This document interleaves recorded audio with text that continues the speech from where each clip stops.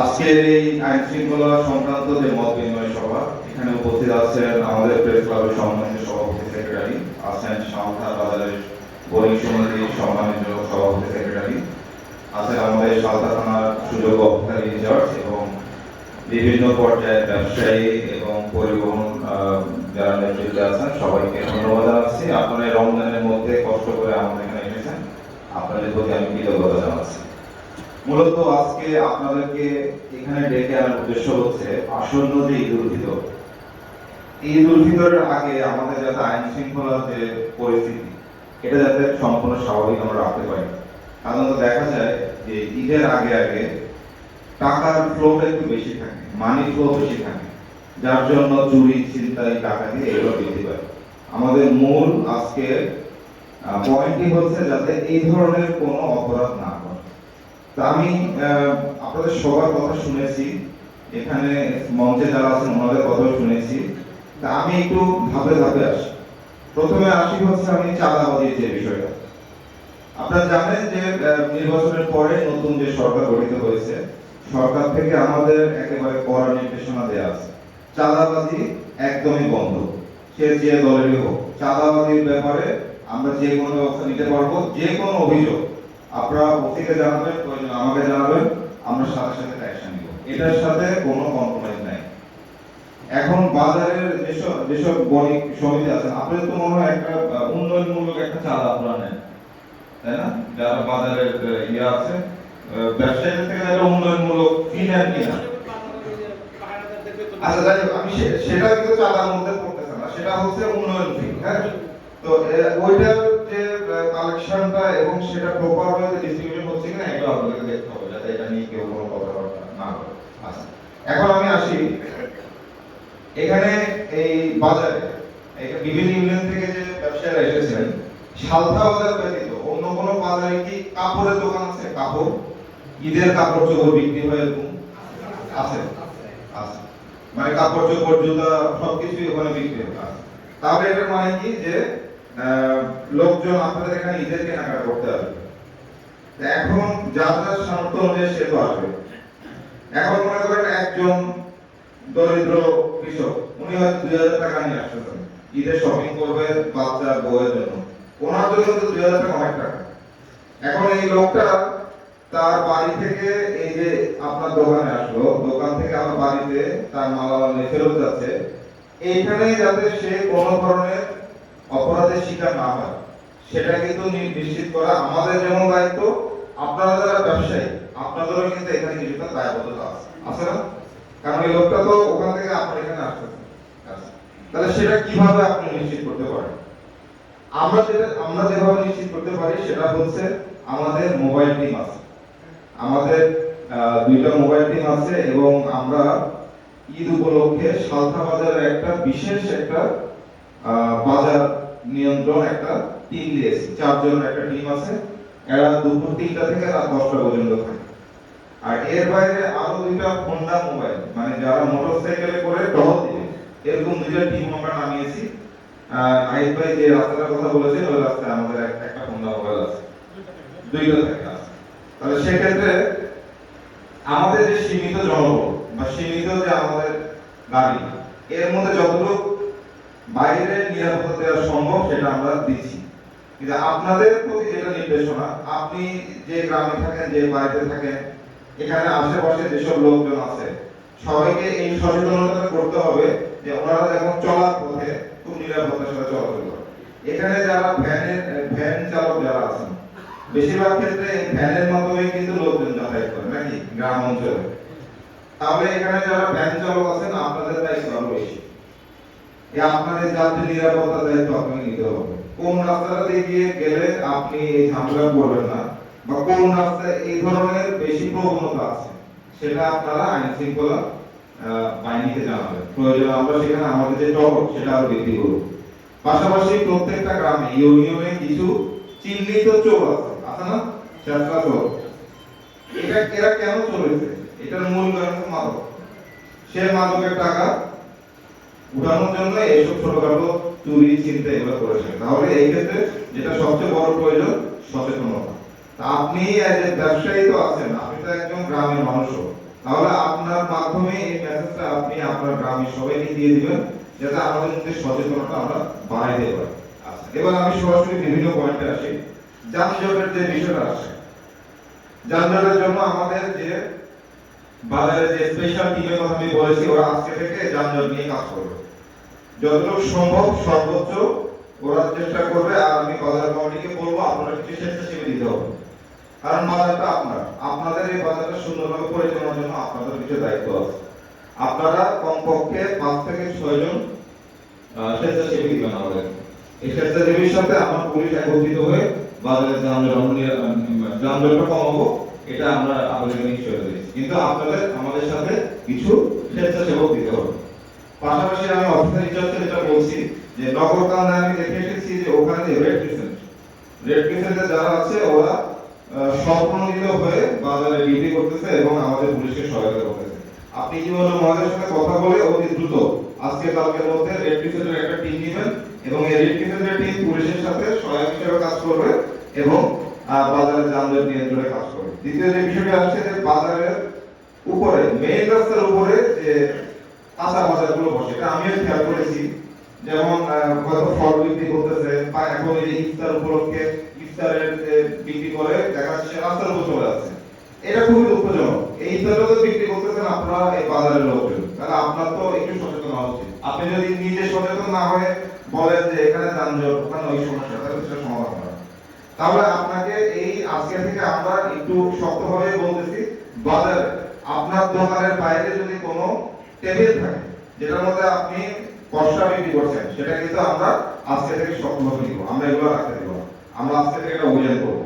আর ওই যে ফুটপাতের উপরে যে ফুটপাত না মানে বাজারের গলির ভিতরে যেটা বললেন, এটা যদি ইজারাদার একটা বিষয় আছে, অফিসার ইনচার্জ ইওরসহ ইজারাদারকে নিয়ে বসবে, বসে এটা কিভাবে সমাধান করা যায় করবে। তবে বাজারের যে মূল রাস্তা, এই রাস্তার উপরে এই পলিথিন নিচে আবার ত্রিপল নিচে বিক্রি করা, এটা আজকে থেকে টোটালি বন্ধ, এটা আমরা অ্যালাউ করব না।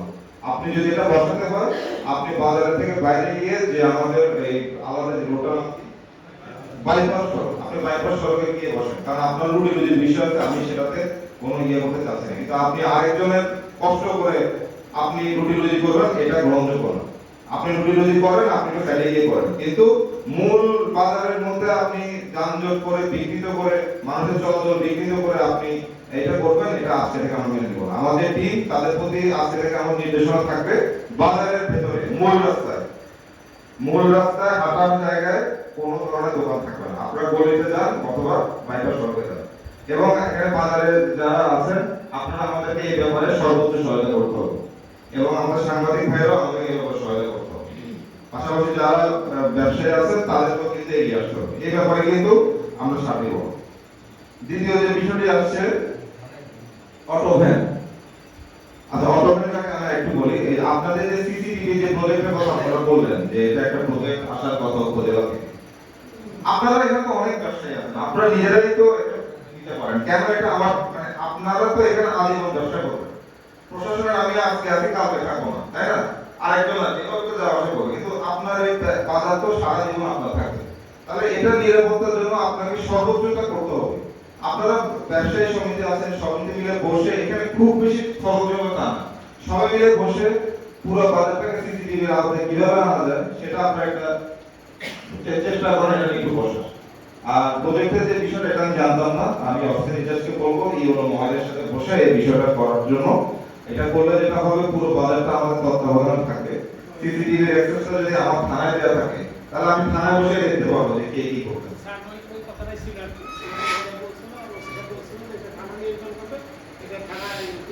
ঠিক আছে, এখন যদি ইউনো মহোদয় ওখান থেকে যদি প্রজেক্ট কোনো কারণে বাস্তবায়ন না হয়, আমি বলবো যে কারণ উদ্ভাবন করার দরকার না, আপনারা নিজেরাই করেন, আপনাদের বাজার আপনারাই করেন, কোনো সমস্যা নেই। ঠিক আছে। আচ্ছা, আর ওই যে আপনাদের যে গার্ড, সিকিউরিটি গার্ড, তাদেরকে নিয়োগ দেওয়ার ব্যাপারে তাদের অতীত কোনো ক্রিমিনাল রেকর্ড আছে কিনা এটা আপনাকে দেখতে হবে। আমরা অনেক দেখেছি যে গার্ড সে নিজে চুরি করতেছে, এরকম অনেক দেখি। তাহলে আপনি যদি কোনো গার্ডকে নিয়োগ দেন, আপনি প্রয়োজনে আমার অফিস সাহেবের সাথে কথা বলবেন যে ভাই আমরা ওকে সিকিউরিটি গার্ড হিসেবে নিয়োগ দিচ্ছি, একটু চেক করে দেন এর নামে কোনো মামলা আছে কিনা। আমরা এক মিনিটে চেক করে দিতে পারবো। ঠিক আছে।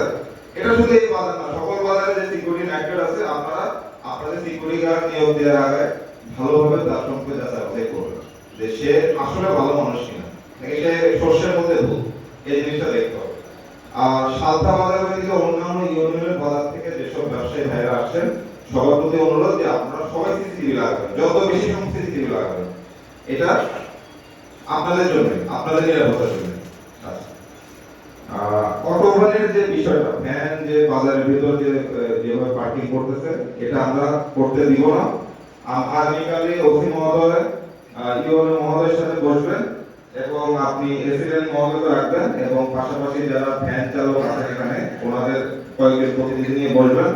আপনারা ভ্যান চালক আপনার পরিবারের জীবিকা নির্বাহ করেন, এটা আমি মেনে নিচ্ছি, কিন্তু আপনি যদি পুরো রাস্তাটাই বন্ধ করে দেন, এটা কিন্তু সত্যি কথা, এটা আমি দেখছি। ইভেন আমার গাড়ি যখন এই মোড় থেকে কানে ভাবে যেতে চান, গাড়িতে যেতে পারেন। তাহলে আপনারা এটা মানে যেহেতু আপনারা ভ্যানটা চালাবেন, আপনাদের তো কোনো সমিতি বা ইস্যু নাই না, ভ্যানদের অটোভ্যানের কোনো সমিতি নেই। আচ্ছা, তো সেটা পরবর্তীতে কিভাবে একটু অর্গানাইজ ভাবে সুন্দরভাবে আপনারা পরিচালনা করতে পারেন, সেটা নিয়ে আপনাদের ভাবতে হবে।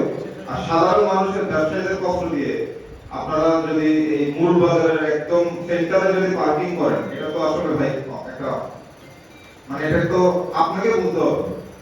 তো সেক্ষেত্রে আমি আপনাদেরকে রিকোয়েস্ট করবো, আপনারা এই ভ্যানগুলো, আপনার ভ্যানে আসছেন না, অটো ভ্যানের লোক আসছেন না, আচ্ছা, আপনারা অবশ্যই ব্যবসায়ীদের প্রতি সম্মান রেখে, প্রশাসনের প্রতি সম্মান রেখে আপনাদের ভ্যানগুলো বাজারের বাইরের দিকে নিয়ে যাবেন, ঠিক আছে? অ্যাটলিস্ট মূল বাজারের রাখবেন, একটু বাইরে নিয়ে রাখবেন। আর আপনাদের কি কোনো লাইনম্যান আছে যেগুলো ইয়ে করে এরকম আছে কিনা? আপনাদের নিজেদের স্বার্থেই তো এটা একটা সমন্বয় করতে হবে, নাহলে তো এটা মানে বিশৃঙ্খল ভাবে থাকে। আপনাদের গাড়িগুলো একটা লাইনে থাকবে, আপনি এই যে এক ভাই বললেন 4 লাইনে গাড়ি থাকে, 4 লাইনে যে গাড়ি থাকে আমার অন্য গাড়ি কিভাবে চলাচল করবে, এটার ব্যাপারে আমরা শক্ত পদক্ষেপ নিব। আমি আজকে বলে দিলাম, আমার যে বাজারে টিম থাকবে, আমরা যদি দেখতে পাই যে এভাবে আপনারা বিশৃঙ্খল ভাবে আছেন, বাজারে পরিবেশ নষ্ট হচ্ছে, আমরা কিন্তু এই ভ্যান আটক করার ক্ষমতা আমাদের আছে, কারণ এই ভ্যানটার কোনো লাইসেন্স নেই, এটা অবৈধ। কিন্তু আমরা অনেক সময় আপনাদের ভালো কথা চিন্তা করে, যেহেতু আপনি একটা কাজ করে খান, আমরা কিন্তু শক্ত অবস্থানে যাই, কিন্তু আপনার এই ভ্যান আটক করার ক্ষমতা আমার পুলিশের আছে। আমি বুঝতে পেরেছি আপনার এই ভ্যান কিন্তু এখানে পৌরসভা উপজেলা থেকে কোনো নাম্বার পাওয়া না, এটা আপনি ইচ্ছা মতো করতেছেন। এই অটোবান কিন্তু ঢাকা শহরে নিষিদ্ধ, অনেক জায়গায় নিষিদ্ধ, কিন্তু আমরা আপনাদের ভালোর জন্যই বলতেছি, আপনারা যত্র পার্কিং করবেন না, বাজারের বাইরে গিয়ে এক লাইনে সিরিয়ালি করবেন, এটা আপনারা অবশ্যই মেনে নেবেন এবং এটার ব্যাপারে আমরা শক্ত অবস্থানে যাব। এরপর যে বিষয়টা, বাজারে যারা বড় ব্যবসায়ী আছেন, এই রমজান মাসে কিন্তু আপনাদের ক্যাশ ফ্লোটা বেড়ে যায়। তার মানে আপনি ধরেন নরমাল সময় যদি 20,000 টাকা বেচা কেনা করেন, এখন হয়তো 50,000 60,000 টাকা। তা আপনাদের এই টাকা নিয়ে আপনি ধরেন রাত্রিবেলা যদি টাকা নিয়ে বাড়িতে যান, অথবা আপনি টাকাটা আপনার দোকানে রেখে দেন, এটা কিন্তু একটা নিরাপত্তা ঘাটতি। আপনারা চেষ্টা করবেন আপনার দোকানে যখন ক্যাশ ফ্লোটা হবে, এটা পার্শ্ববর্তী আপনার বাজারে যে ব্যাংক আছে, ব্যাংকিং আওয়ারটা জমা দিয়ে দেওয়া, তাহলে কিন্তু আপনি নিরাপদ থাকবেন।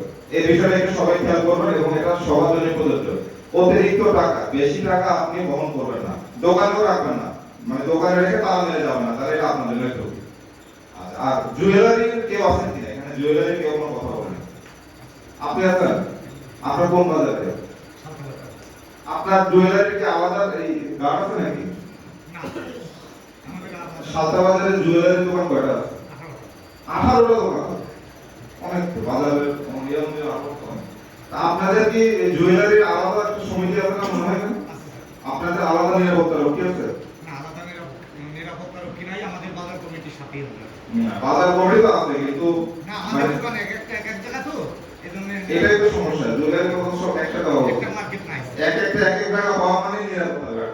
ঠিক আছে, তো এটা আপনারা পরবর্তীতে চিন্তা ভাবনা করবেন, একই সাথে যদি থাকে। আর যেহেতু জুয়েলারির দামি জিনিস, এখন তো স্বর্ণের দাম অনেক বেশি, তাহলে আপনার এটা নিরাপত্তা, সর্বোচ্চ নিরাপত্তা আপনাকে রাখতে হবে। অতিরিক্ত মানে পলিসিবল গেটের বাইরে আবার দুই তিন স্তরের নিরাপত্তা রাখতে হবে, ঠিক আছে? আর আমার মনে হয় খুব বেশি প্রোডাক্ট আপনার রাখেন না দোকানে, অর্ডার আসলে হয় না, সেক্ষেত্রে তারপর একটু আমরা এখানে যা আছে আমরা সব কারিগরি, সাধারণ ছোটখাটো জুয়েলারি শো করা, ঠিক আছে, তারপরেও আপনারা একটু নিজস্ব নিরাপত্তা পাবেন। আর ওই যে তেলের ব্যাপারে যে বিষয়টা, ফুলবাড়িয়াতে